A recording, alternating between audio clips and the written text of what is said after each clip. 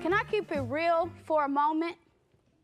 Adverse childhood experiences are stressful or traumatic events with potentially negative lasting effects on health and well-being. Adverse childhood experiences is the new catchphrase in education. If we truly want to be real for Black children, adverse childhood experiences go way back.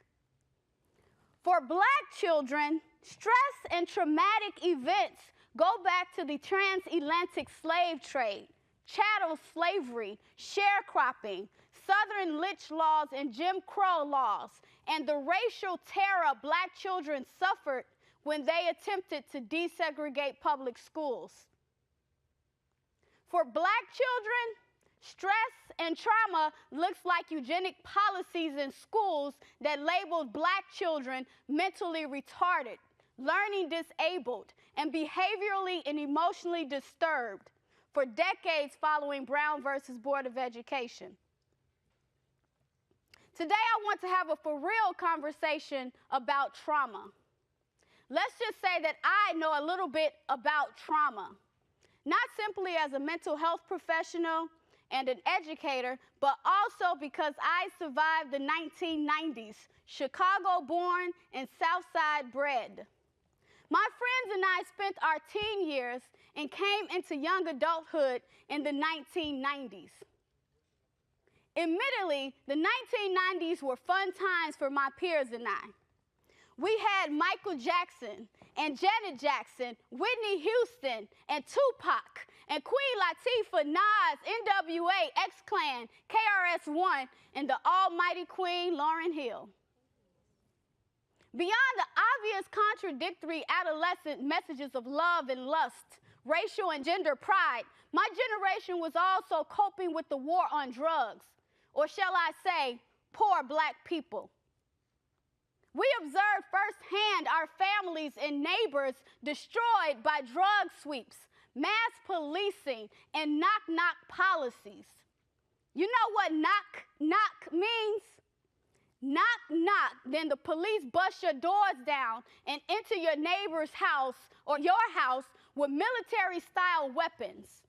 It was like the people who we were taught were there to protect us were the same people in uniforms who had waged terror on our homes, our Black boys and men, and our communities. Police sirens were our alarm clocks between 12 a.m. and 5 a.m. I guess the children in my neighborhood didn't need or deserve sleep. To this day, I still sleep lightly at night, awakened by any footsteps or unexpected knocks.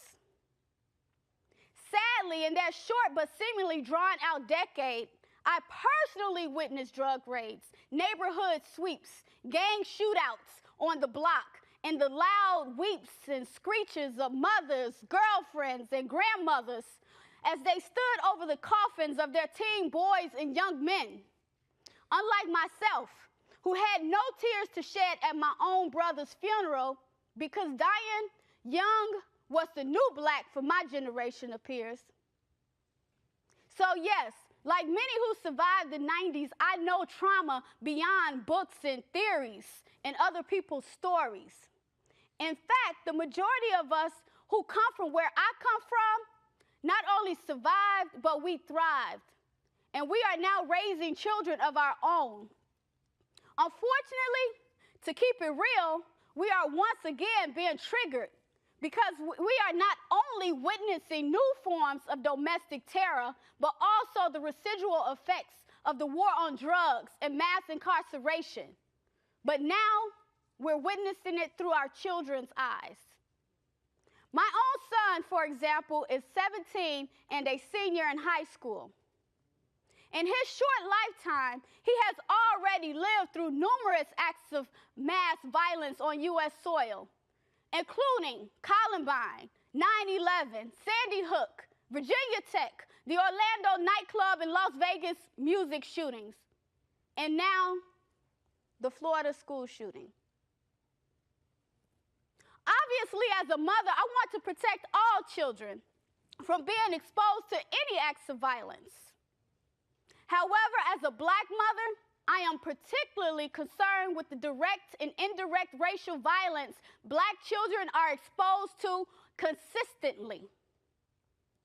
My son and the youth I serve have had to cope with the very public killings and mournings of Trayvon Martin, Jordan Davis, Rakia Boyd, Mike Brown, Eric Gardner, Laquan McDonald, Tamir Rice, Freddie Gray, Sandra Bland, and Karen Gaines. However, racialized trauma does not only occur on highways and corners. Policing in schools, harsh discipline, and zero-tolerance policies further threaten the psychological well-being of Black children. Are our schools driving Black girls and boys crazy or pushing them into prisons? It is a fair question to ask. Today, I draw upon the example of my son's childhood and my own adolescent years to demonstrate that trauma in the lives of many Black children is actually generational trauma linked to structural violence and racialized policies inside and outside of schools. Racialized policies and structural violence over the last few decades look like the disinvestment in public education, affordable housing, and reproductive health care, and mental health and recreational services in Black communities. Disinvestment is the lack of access to clean water, nutritional foods, and jobs with a living wage. In an attempt to keep it real, I have to raise the uncomfortable question: how do we meet the needs of our students in schools who are coping with systematic imposed trauma? This simple question reframes the cause of trauma and locates the problem within our systems and institutions, and not solely within individuals, families, or certain student groups. This simple rephrasing emphasizes that our children are not broken or deficient or pathological. The reality is that our nation's institutions, including many of our school systems, are broken and plagued with the diseases of racism and classism.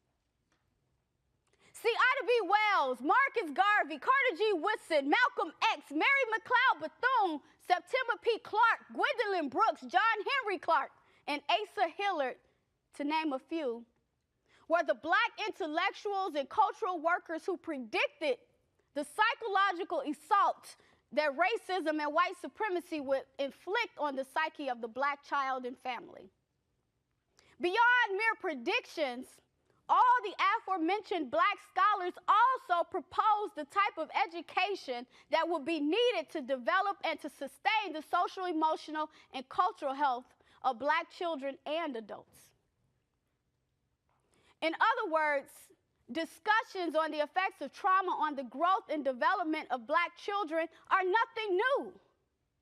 What is new, however, are those whom are attempting to treat and diagnose. With all due respect, schools are not triage centers, nor are teachers mental health professionals. In the words of the great Lauryn Hill, how you gonna win if you ain't right within? Right now, many of our systems, including schools, are not right within.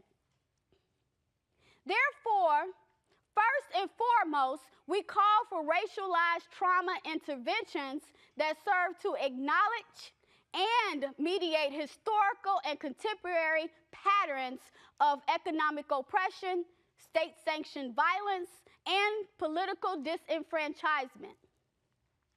Second, our children need access to Black teachers and Black mental health professionals whom are sensitive and knowledgeable about the cultural, intellectual, and emotional needs of Black children and families. Thirdly, as our ancestors once pointed out, and current Black scholars contend, there is a need for curriculum that unapologetically centers and affirms the identities, histories, and experiences of the African diaspora. Lastly, we call for a moratorium on school expulsions with the intent to disrupt the school-to-prison pipeline. A moratorium on school suspensions and expulsions should stay in effect until racial disparities in school discipline is eliminated within and across districts. In closing, to keep it 100, racialized trauma is real and killing many of our young people softly but surely. We don't want teachers to train our young people's bodies and program their minds to fit into broken systems. Instead, we need educators who will help us rebuild the ancestral knowledge and cultural wealth of our youth so that one day they can begin to fix and heal and lead a nation that is in need of healing. Ashe.